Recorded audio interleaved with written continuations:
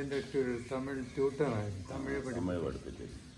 അങ്ങനെ ഇരിക്കുമ്പോൾ അഷ്ടവാദന സഭയിൽ സ്വാമി പ്രഭാഷണമൊക്കെ ചെയ്യുമ്പോഴാണ് നാഗരികർക്ക് പരിചയപ്പെടുന്നത്. അവിടെ യൂറോപ്യൻസും ഒത്തിരി വലിയ സ്കോളേഴ്സൊക്കെ വരും. അവിടെ സ്വാമി ബ്രഹ്മസൂത്രത്തിൻ്റെ ശരിയായ ഭാഷ്യം, ശങ്കരാചാര്യ എഴുതിയ ഭാഷ്യമാണ് നമുക്കുള്ളത്. അതിൻ്റെ യോഗപരമായിട്ടുള്ള ദർശനങ്ങൾ ഉൾപ്പെടെയുള്ള ഇത് അവിടെ എഴുതി കൊടുത്തിട്ടുണ്ടെന്നാണ്. അത് നമ്മൾ അന്വേഷിച്ചിട്ട് കിട്ടിയില്ല. ആകെ കിട്ടിയത് ഗുണംകുടി മസ്താനെ പുകഴ്ത്തിക്കൊണ്ട് അദ്ദേഹം ഒരു ലേഖനം കൊടുത്തത് മദ്രാസ് യൂണിവേഴ്സിറ്റി പ്രസിദ്ധീകരിച്ചു. അത് നമുക്ക് കിട്ടിയിട്ടുണ്ട്.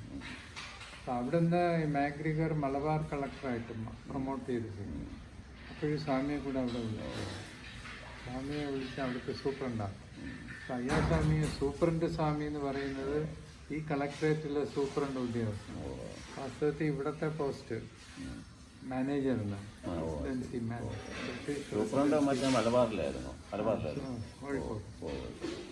അവിടെ നിന്ന് 1873 ആയപ്പോൾ അദ്ദേഹത്തിൻ്റെ ഒരു ഫ്രണ്ടാണ് ഇവിടുത്തെ ഈ പ്രസിഡന്റ്. അപ്പം അദ്ദേഹം പ്രൊമോട്ട് ചെയ്ത് ഡെപ്യൂട്ടി വൈസ്രോയി ആയിട്ടൊക്കെ പോകുന്ന സമയത്ത് അദ്ദേഹത്തിൻ്റെ ഈ മാനേജർ പോസ്റ്റ് ആദ്യമായിട്ട് ക്രിയേറ്റ് ചെയ്യാം. അദ്ദേഹത്തിൻ്റെ അഭാവത്തിൽ കുറച്ച് നാൾ പ്രസിഡന്റിൻ്റെ കാര്യങ്ങൾ ഉൾപ്പെടെ കൈകാര്യം ചെയ്യാനുള്ള കഴിവുള്ള ഒരാളെ വേണമെന്നുള്ള മാഗ്രിഗർ ആണ് അടുത്ത ഇത് പ്രൊമോട്ട് ചെയ്ത് ഇവിടെ വരുന്നത്. അപ്പോൾ 2 വർഷം മുമ്പ് സ്വാമി ഇങ്ങോട്ട് പറഞ്ഞു ഈ പോസ്റ്റ് എടുക്കാൻ. അതാണ് 1873. 1875 മാഗ്രിഗർ തന്നെ റെസിഡൻ്റായി വരിക.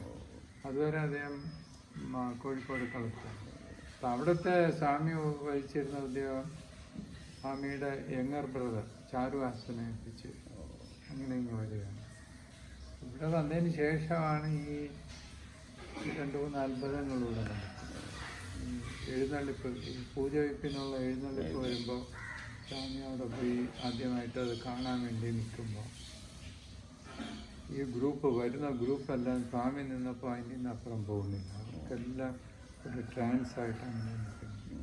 മഹാരാജാവ് 6:15 അവിടെ കൃത്യം അത് റിസീവ് ചെയ്യാൻ വേണ്ടി അനിഴന്നിരുന്ന മഹാരാജാവ് അവിടെ നിൽക്കുന്നു. 7:15 ഇവിടെ വാദ്യഘോഷവും ഇല്ല, അനക്കവും ഇല്ല.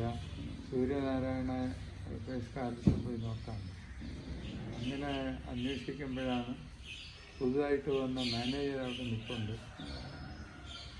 ഇതൊന്നുമില്ല, അനക്കമൊന്നുമില്ല. അങ്ങനെയൊക്കെ ഉള്ള കുറച്ച് അത്ഭുതങ്ങൾ വരുമ്പോൾ ഇത്